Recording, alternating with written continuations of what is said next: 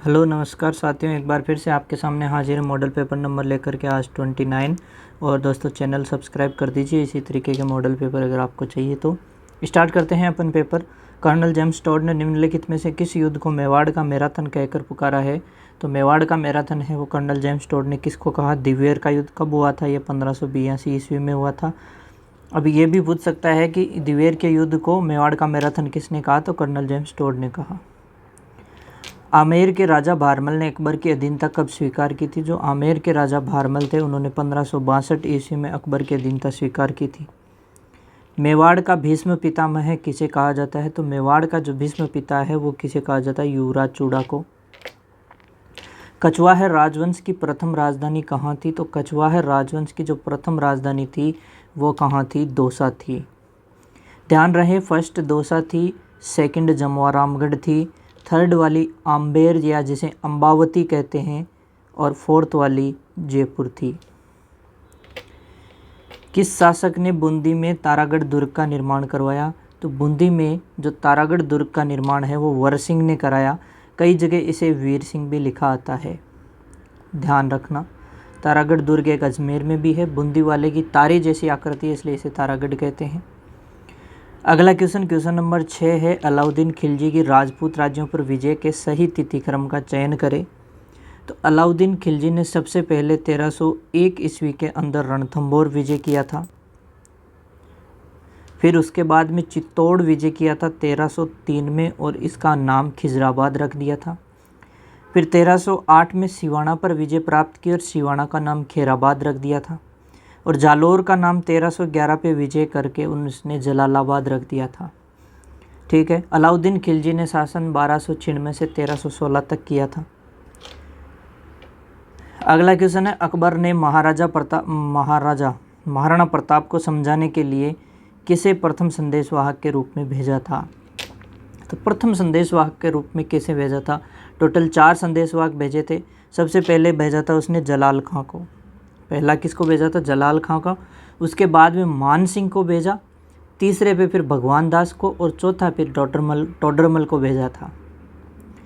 8वां question है, किशनगढ़ राजघराना निम्नलिखित में किस राजपूत कुल से संबंधित था? तो किशनगढ़ राजघराना जो है वो राठौड़ कुल से संबंधित है। किशन सिंह ने स्थापना करी थी इसकी। अगला क्वेश्चन है, किस चौहान शासक ने शाकंभरी के स्थान पर अजमेर को राजधानी बनाया? तो शाकंभरी के स्थान पर अजय राज चौहान ने क्या किया? अजमेर को अपना राजधानी बनाया। पृथ्वीराज चौहान तृतीय के पिता कौन थे? तो पृथ्वीराज चौहान तृतीय के पिता कौन थे? सोमेश्वर थे। बिजोलिया शिलालेख है वो इसी टाइम में देखने को मिलता है। मारवाड़ के राव मालदेव का उत्तराधिकारी कौन था? तो मारवाड़ के जो राव मालदेव थे उनका उत्तराधिकारी कौन था? राव चंद्रसेन, जिसे महाराणा प्रताप का अग्रगामी भी कहते हैं। राजा जयसिंह को मिर्जा की उपाधि किसने दी थी? तो राजा जयसिंह को मिर्जा की उपाधि जो है वो किसने दी थी? शाहजहां ने दी थी। अगला है, अजमेर के चौहानों के नाम से भी जाना जाता है। यानी अजमेर के चौहानों को सपादलक्स के चौहानों के नाम से भी जाना जाता है। इसके अलावा इन्हें सांबर के चौहानों के नाम से भी जाना जाता है। शाकंभरी के चौहान भी कहते हैं। अगला क्वेश्चन है, वह शासक कौन सा है जिसे सिपाही का अंश कहा जाता है तथा कर्नल टोड ने जिसे सैनिक भग्नावशेष की संज्ञा दी थी? किसकी संज्ञा दी थी? सैनिक भग्नावशेष की संज्ञा दी थी राणा सांगया संग्राम सिंह को। जोधपुर के कौन से शासक अपने राज्य को स्वतंत्र इकाई रखना चाहते थे? तो जोधपुर के कौन से शासक अपने राज्य को स्वतंत्र इकाई रखना चाहते थे? तो यहाँ से अगर अपन बात करें तो राजा हनुवंत सिंह है। पहले तो पाकिस्तान में मिलना चाहते थे, उसके बाद में स्वतंत्र रहना चाहते थे, लेकिन एक ना चली। विषम घाटी पंचानन की उपाधि दी जाती है। तो विषम घाटी पंचानन की उपाधि किसे दी जाती है? राणा हमीर को। इसके अलावा इसे वीर राजा, प्रबल हिंदुस राजा, मेवाड़ का उद्धारक, सिसोदिया वंश का संस्थापक, कई नामों से जाना जाता है। अगला क्वेश्चन है, चित्तौड़ को राजधानी बनाने वाला प्रथम गोहिल शासक था। तो चित्तौड़ को राजधानी बनाने वाला प्रथम गोहिल शासक कौन था? जैत्र सिंह था। बप्पा रावल ने किसको बनाया था? नागदा को बनाया था राजधानी। और अल्लट ने किसको बनाया था? आहड़ को बनाया था। कुंभा ने किसी को भी नहीं बनाया। अगला क्वेश्चन है, चैत्र अमावस्या के दिन विक्रमादित्य मेले का आयोजन राजस्थान के किस जिले में किया जाता है? तो विक्रमादित्य मेले का आयोजन है वो उदयपुर, झीलों की नगरी। अगला है, नाकोड़ा जी का मेला कब भरता है? तो नाकोड़ा जी का जो मेला है वो पौष कृष्ण दशमी को भरता है। अगला है, शिवाड़ सवाई माधोपुर में फाल्गुन कृष्ण की त्रयोदशी को निम्न में से कौन सा मेला आयोजित होता है? तो कौन सा मेला आयोजित होता है? शिवरात्रि मेला आयोजित होता है। ठीक है। अगला है, पश्चिमी राजस्थानी का साहित्यिक रूप है। तो पश्चिमी राजस्थानी का जो साहित्यिक रूप है उसे कहते हैं डिंगल, और जो पूर्वी राजस्थान का है यानी कि ब्रिज भाषा का है उसे कहते हैं पिंगल। तो अगला क्वेश्चन आ गया, पूर्वी राजस्थानी का साहित्यिक रूप क्या है? पिंगल।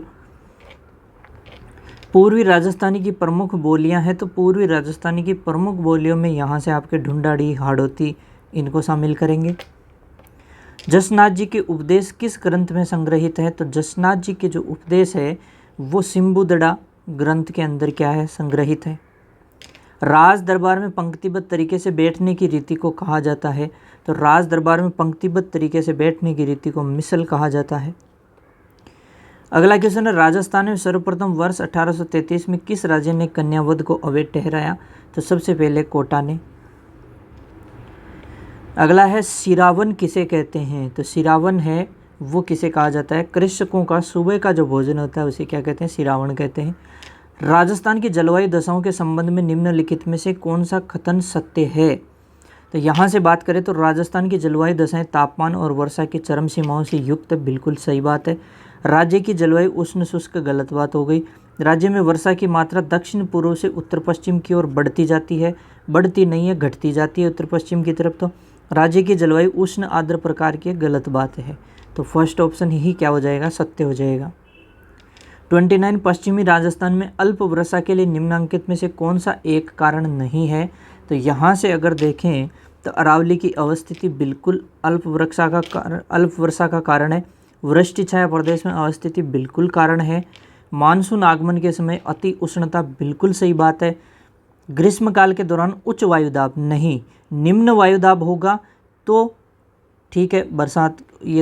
ये वाला क्या हो गया यहाँ पे? कारण नहीं। कौन सी समवर्षा रेखा राजस्थान को दो स्पष्ट जलवायु भागों में बांटती है? तो कौन सी समवर्षा रेखा है? 50 सेंटीमीटर समवर्षा रेखा। अब यहाँ से एक बात और कि 25 सेंटीमीटर समवर्षा रेखा शुष्क और अर्धशुष्क भाग को बांटती है। ठीक है। और 50 सेंटीमीटर वाली है वो अरावली के समानांतर मानी जाती है। फिर बात करें नेक्स्ट, तो 40 सेंटीमीटर है वो कहाँ से गुजरती है? अरावली के पश्चिम से। 10 सेंटीमीटर वाली कहाँ से गुजरती है? जैसलमेर से। राज्य में काले हिरण एवं कुर्जा पक्षी के लिए प्रसिद्ध अभ्यारण्य है। तो काले हिरण और कुर्जा पक्षी के लिए जो प्रसिद्ध अभ्यारण्य है वो कौन सा है? आपका ताल छापर अभ्यारण्य है। ध्यान रहे इसका पहले नाम द्रोणपुर भी था क्योंकि गुरु द्रोणाचार्य का यहाँ पर आश्रय था। ठीक है। और बात करें अपन किसकी? कुर्जा पक्षी। तो कुर्जा पक्षी के साथ साथ कुर्जा एक गीत भी है जो विरह का प्रतीक है। इसके अलावा खिंचन गांव जोधपुर जो है वो कुर्जा पक्षी के लिए प्रसिद्ध है, सांबर में भी आते हैं।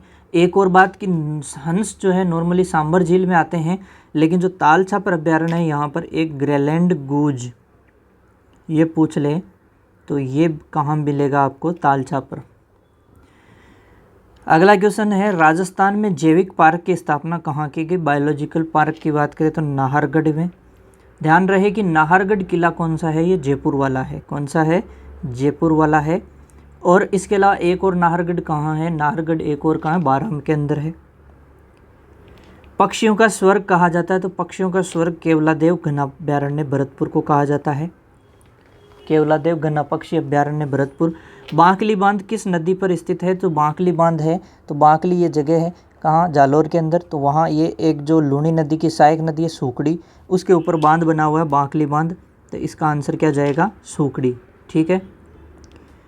अगला है, चंबल परियोजना के अंतर्गत निर्मित बांधों में कौन सा बांध राजस्थान में नहीं है? तो राजस्थान में कौन सा बांध नहीं है? यहाँ से गांधी सागर बांध है वो राजस्थान के अंदर नहीं है। ये कहाँ है? एमपी के अंदर है। अब एक और इम्पोर्टेंट बात अपने को यहाँ से ध्यान में रखनी है कि सबसे पहला कौन सा है? इसमें सबसे पहला गांधी सागर है, फिर उसके बाद में दूसरा आता है आपके कोटा बैराज आता है, फिर तीसरा कौन सा आता है? तीसरा राणा प्रताप सागर आता है, और चौथा कौन सा आता है? चौथा जवाहर सागर आता है। ये क्रम वाइज भी आपको ध्यान रखने होते हैं। ठीक है। अगला जो क्वेश्चन है नेक्स्ट 36, शेखावाटी प्रदेश के कौन से जिले में कोई भी नदी नहीं पाई जाती है? तो शेखावाटी के चूरू के अंदर कोई भी नदी नहीं पाई जाती है। इसके अलावा यहाँ से बात करें अपन तो किसकी, बीकानेर की बात करें तो वहाँ भी नहीं मिलेगी। निम्न में कौन सी झील भारतीय महान जल विभाजक रेखा पर स्थित है? तो भारतीय महान जल विभाजक रेखा के ऊपर स्थित कौन सी झील है? तो ये काफ़ी अच्छा क्वेश्चन है, सांबर झील है जो खारे पानी की सबसे बड़ी झील है अपनी। 38, राज्य की वे पहाड़ियाँ जहाँ से बनास, बेडच, शेई, साबरमती, वाकल नदियाँ निकलती है? तो ये इसके लिए अपन लेंगे जसवंतगढ़ की पहाड़ियाँ। नीचे दो कथन दिए जा रहे हैं, एक कथन ए है तथा दूसरा उसका कारण आर है। आप इन कथनों का परीक्षण करके सही उत्तर को चुनिए। क्वेश्चन है ग्रामीण राजस्थान में बायोगैस ऊर्जा का उत्तम स्रोत है। ठीक बात है। राजस्थान में बहुत अधिक संख्या में घरेलू मवेशी है, ये भी ठीक बात है। और ये उपलब्ध है इसीलिए ग्रामीण राजस्थान में बायो ऊर्जा का उत्तम स्रोत है। देखो ए और बी ये कथन कारण वाला जब भी क्वेश्चन आए ना तो बीच में आपको क्या करना है, देखो क्वेश्चन पढ़ो। ग्रामीण राजस्थान में बायोगैस ऊर्जा का उत्तम स्रोत है क्योंकि लगा दो, क्योंकि राजस्थान में बहुत अधिक संख्या में घरेलू मवेशी है। अब ये बात बिल्कुल फिट बैठ रही है, तो इसका मतलब ये सही व्याख्या भी कर रहा है। इसी क्वेश्चन में आप क्या कर दो, पहला कथन पढ़ के फिर क्योंकि लगा दो और फिर कारण पढ़ो, तो आपको अपने आप पता चल जाएगा कि सही है और सही स्पष्टीकरण भी दे रहा है। तो यहाँ से ये फर्स्ट हो जाएगा। चैनल सब्सक्राइब नहीं किया तो सब्सक्राइब कर दो, बेल आइकन दबा देना। प्रधानमंत्री ग्राम सड़क योजना के तहत केंद्र और राज्य सरकार का वित्तीय अंशदान है, तो ये वित्तीय अंशदान कितना है, 60 और 40 है। कितना है वित्तीय अंशदान, 60 और 40। अगला क्वेश्चन है डोरसेट बेड में पोल्ड एम हॉर्न अवस्था कौन सा लक्षण है? तो डोरसेट बेड लिंग प्रभावी लक्षण हो जाएगा। खरगोश में त्वचा के रंग के लिए कुल जीनोटाइप की संख्या होती है, तो इसके लिए हो जाएगी कितनी, 10। सिरोही जखराना एवं मारवाड़ी किसकी नस्लें हैं? सिरोही जखराना एवं मारवाड़ी जो है वो बकरी की नस्लें हैं। वी आकृति का गुणसूत्र है, तो वी आकृति का गुणसूत्र कौन है, मेटासेंट्रिक। प्रजनन की विधि जिसे फलस्वरूप नई नस्ल तैयार की जाती है, तो वो कौन है, आपके क्रॉस ब्रीडिंग। सुअर में हेलोथिन जीन किसका उदाहरण है? तो सुअर के अंदर हेलोथिन जीन है वो प्लियोट्रोपिक जीन का उदाहरण है। मेंडल ने शोध कार्य के लिए मटर के कितने लक्षणों को काम में लिया था? तो मेंडल साहब ने कितने लक्षणों को काम लिया था? 7 विपर्यासी लक्षणों को काम में लिया था। मटर में गुणसूत्रों की संख्या कितनी होती है? तो मटर में गुणसूत्रों की संख्या होती है 14। ठीक है। 20वीं पशु गणना के अनुसार राजस्थान का कुल पशुधन की संख्या में भारत में कौन सा स्थान है? तो राजस्थान का स्थान जो है कुल द्वितीय रहा। पशु गणना अधिकारी होता है, तो पशु गणना अधिकारी कौन होता है? जिला कलेक्टर। राजस्थान में 20वीं पशु गणना का आयोजक है, तो 20वीं पशु गणना का आयोजक कौन है? राजस्व मंडल और पशुपालन निदेशालय दोनों है। राजस्थान की 20वीं पशु गणना 19वीं पशु गणना की तुलना में करते हुए देखना है 20वीं पशु गणना में किसकी संख्या में सबसे ज़्यादा गिरावट दर्ज हुई है? तो सबसे ज़्यादा गधों की संख्या में गिरावट दर्ज हुई है। आपको बहुत बहुत बधाई हो, गधों की संख्या में गिरावट दर्ज हो रही है। मजाक की बात है, ऐसा हम नहीं चाहते हैं कि गधों की संख्या में गिरावट आए, लेकिन आप समझ सकते हैं मैं कौन से गधों की बात कर रहा हूँ। राजस्थान की 20वीं पशु गणना 19वीं पशु गणना की तुलना में किसकी संख्या में बढ़ोतरी दर्ज हुई है? तो यहाँ से बात करें तो घोड़े, ऊँट, गधा, इन सभी में तो क्या हुई है, कमी, लेकिन गाय की संख्या में क्या हुई है, बढ़ोतरी दर्ज हुई है। ठीक है। भैंसों की संख्या के हिसाब से राजस्थान का भारत में कौन सा स्थान है? तो राजस्थान का भैंसों की संख्या में कौन सा स्थान है? द्वितीय स्थान है। 20वीं पशु गणना 2019 के अनुसार पूछा। बकरी की संख्या के हिसाब से राजस्थान का भारत में कौन सा स्थान है? तो बकरियां तो यहाँ पर खूब मिलेगी, प्रथम स्थान हो जाएगा। राजस्थान में आयोजित राज्य स्तरीय पशु मेलों की संख्या है, तो राज्य स्तरीय पशु मेलों की संख्या कितनी है? 10 है। ट्रिपल नोट किसे कहा जाता है? तो ट्रिपल नोट है जो दोस्तों डबल सर्जियन नोट जो होती है उसे क्या कहते हैं? ट्रिपल नोट कहते हैं। साधारण गांठ के ऊपर दूसरी साधारण गांठ विपरीत दिशा में लगाना क्या कहलाता है? तो इसे स्क्वायर नोट कहलाते हैं। त्वचा एवं रेशेदार उत्तकों में टाँके लगाने के काम में लेते हैं, तो त्वचा एवं रेशेदार उत्तकों में टाँके लगाने के काम में किसको लेते हैं भैया? ट्रोमेटिक निडल को काम में लेते हैं। ठीक है। अगला है मुलायम उत्तक आंतरिक अंग रक्तवाहिनी तंत्रिका मांसपेशियों में टाँके लगाने के लिए काम में लेते हैं, तो एट्रोमेटिक निडल को काम में लेते हैं। सर्जरी के स्थान पर रक्तस्राव को रोकने के लिए काम में लेते हैं, तो किसको काम में लेते हैं? आर्टरी फोर्सेप, मॉस्किटो फोर्सेप, टोर्निकेट सभी को काम में लेते हैं। हड्डी के किसी हिस्से को गोलाकार आकृति में काटकर बाहर निकालने के लिए काम में लेते हैं, तो किसे काम में लेते हैं? ट्रिफिन को काम में लेते हैं। हड्डी के छोटे हिस्से को काटकर अलग करने के लिए काम में लेते हैं, तो क्या काम में लेते हैं? बोन रोंजर काम में लेते हैं। ऐसा फ्रैक्चर जिसमें त्वचा, उत्तक, मांसपेशी एवं रक्तवाहिनियां नष्ट हो जाती है, तो उसे कंपाउंड फ्रैक्चर कहते हैं। यूरिनरी एंटीसेप्टिक्स का उदाहरण है, तो यूरिनरी एंटीसेप्टिक्स का उदाहरण क्या है? नेलिडिक्सिक एसिड, हेक्सामाइन, नाइट्रोफ्यूरेंटॉइन, उपरोक्त सभी। अगला है श्लेष्मा झिल्ली एवं रक्तवाहिनियों में संकुचन करके उनके स्राव एवं सूजन को रोकने वाली औषधियाँ क्या कहलाती है? तो इनको रोकने वाली औषधियाँ एस्ट्रिंजेंट्स कहलाती है। निम्न में से एंटीकोगुलेंट्स का उदाहरण नहीं है, तो एंटीकोगुलेंट्स का उदाहरण विटामिन के नहीं है। अगला है जानवर की बेचैनी, डर, तनाव आदि को कम करने वाली औषधियाँ कहलाती है, तो ये क्या कहलाएगी? ट्रैंक्विलाइजर। ठीक है। स्वीट क्लोवर विषाक्तता का उपचार है, तो स्वीट क्लोवर विषाक्तता का उपचार क्या है? विटामिन के। कफ निर्माण की प्रक्रिया को कम या बंद करने वाली औषधियाँ कहलाती है, तो ये क्या कहलाती है? एंटीटसिव कहलाती है।